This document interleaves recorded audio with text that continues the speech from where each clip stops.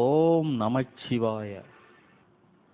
சிவனையே தன் நண்பனாக மாற்றியது யார் தெரியுமா? சிவபெருமான் முன்பே தேர்ந்தெடுத்த ஆன்மா என்று புராணங்கள் கூறுகின்றன. சிறு வயதிலேயே அழகும் அறிவும் பக்தியும் நிறைந்தவர். அவர்தான் சுந்தரர் நாயன்மார்.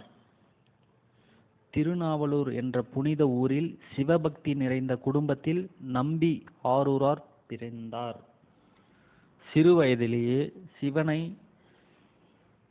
மனதார உருகி பித்தா பிறைசூடி என்ற தேவார பாடல்களை பாடி மனமகிழ்ந்தார். அவருடைய வாழ்க்கையையே மாற்றிய திருமண நாளன்று திருமண மண்டபமே மகிழ்ச்சியாக இருந்தது. அந்த நேரத்தில் ஒரு முதியவர் வந்தார். அந்த முதியவர், இந்த ஆரூரார் என் அடியார் என்று ஒரு ஓலைச்சுவடியை காட்டினார். அந்த முதியவர் வேறு யாரும் இல்லை, அவர்தான் சிவபெருமான். அனைவரும் அதிர்ச்சியில் உறைந்தனர். சுந்தரர் கோபத்துடன் சிவபெருமானை கேட்டார். ஆனால் அவர் உள்ளத்தில் ஒரு வெளிச்சம் தென்பட்டது. பின்னர் நான் சிவனுடையவன் என்று தன் உள்ளத்தில் உணர்ந்தார்.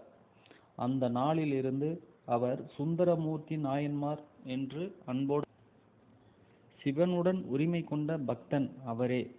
சுந்தரர் சிவனை பயந்து அல்ல, உரிமையுடன் அழைத்தார். பித்தா பிறைசூடி என்று ஆரம்பிக்கும் அவரது தேவாரம் பாடல்கள் இன்று வரை ஒலிக்கிறது. ஒரு முறை உணவில்லாமல் இருந்தபோது சிவனை கேட்டார், எனக்கு உதவி செய்ய வேண்டும்.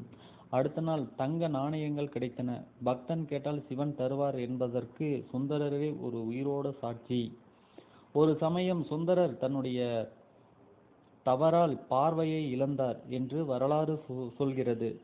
அவர் கண்ணீர் மல்க சிவனை வேண்டினார். திருக்கோயிலில் அவர் தன்னுடைய பித்தா பிறைசூடி பாடலை பாட ஆரம்பித்தார். பின்னர் அவரது பார்வை மெதுவாக திரும்பியது. சிவபெருமானின் கருணை அவரை விட்டு பிரியவில்லை.